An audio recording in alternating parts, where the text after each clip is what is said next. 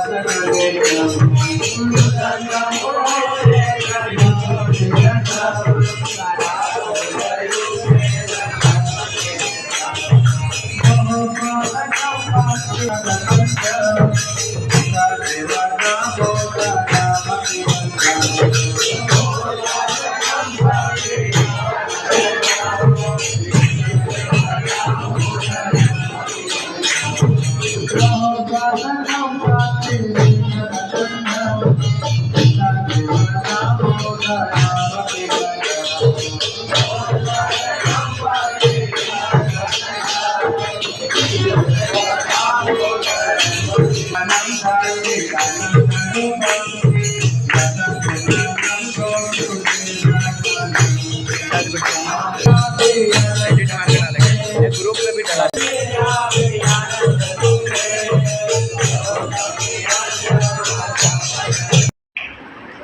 तो यहाँ पर बहुत ही महत्वपूर्ण चर्चा कर रहे हैं।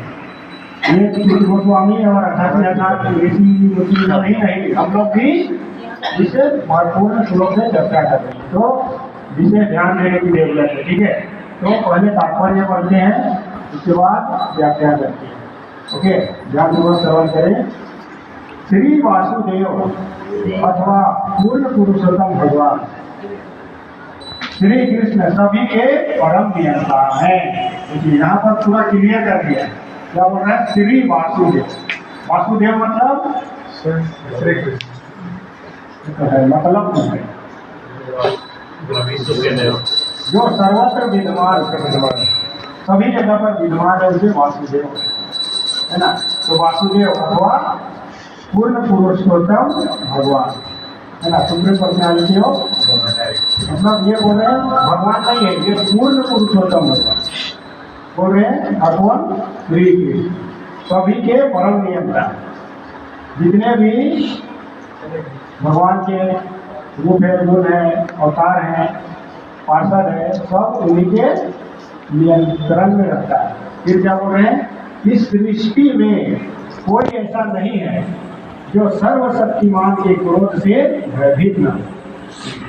यहाँ तक कि रावण, हिरण्यकशिपु, कंस जैसे विकट असुर तथा ऐसे अन्य शक्तिशाली जीव और इसे खत्म करने के लिए हमें ढूंढने की आवश्यकता पड़ती है।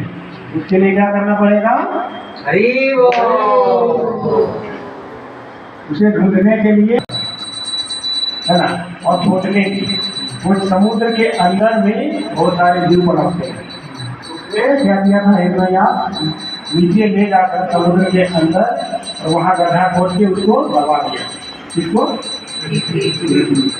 इसलिए भगवान ने शुक्र का रूप धारण किया और स्मेल करते हुए वो समुद्र में कूद पड़े और उसे स्मेल करते हुए उसको ढूंढा और खोद के निकाला, है ना, और हिरण्याक्ष से युद्ध करके उसको मार डाला। तब उस समय जो है क्या था कि पृथ्वी जो है एक मनुष्य जैसा शरीर धारण करके बोली क्या कि हे भगवान, आपने मेरी रक्षा की है। तो भगवान भगवद गीता में क्या बता रहे, अहम बीजा प्रदा पिता, मैं तो सभी का पिता हूँ, बीज प्रदान करने और पृथ्वी हमारी, ठीक है। तो ये क्लियर है। तो भागवतम में बताया गया है कि पृथ्वी माता और वारादेव से एक उत्पन्न एक संतान बता, है ना। उसका क्या नाम था, किसी को पता है?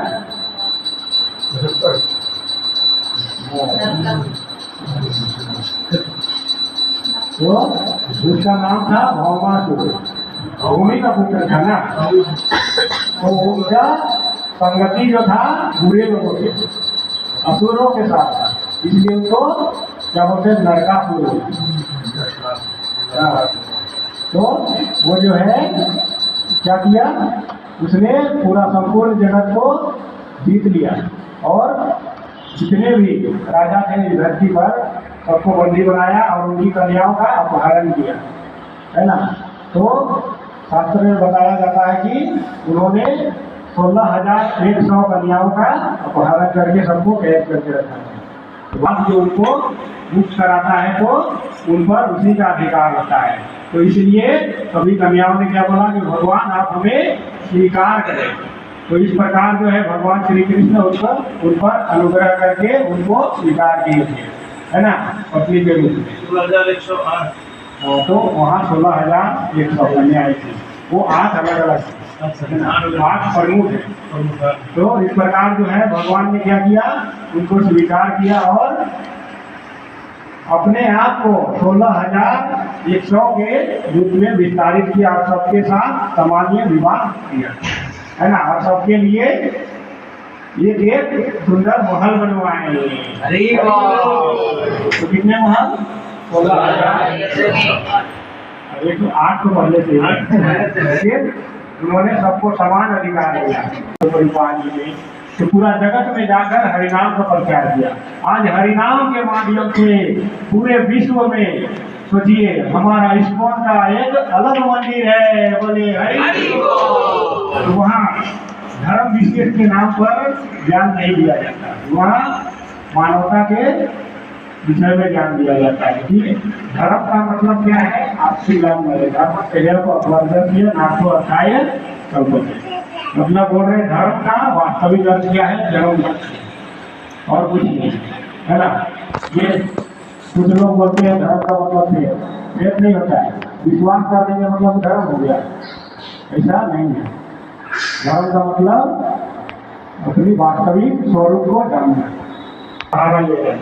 हरिनाम ले रहा है और अपना जीवन को गुजार रहा है।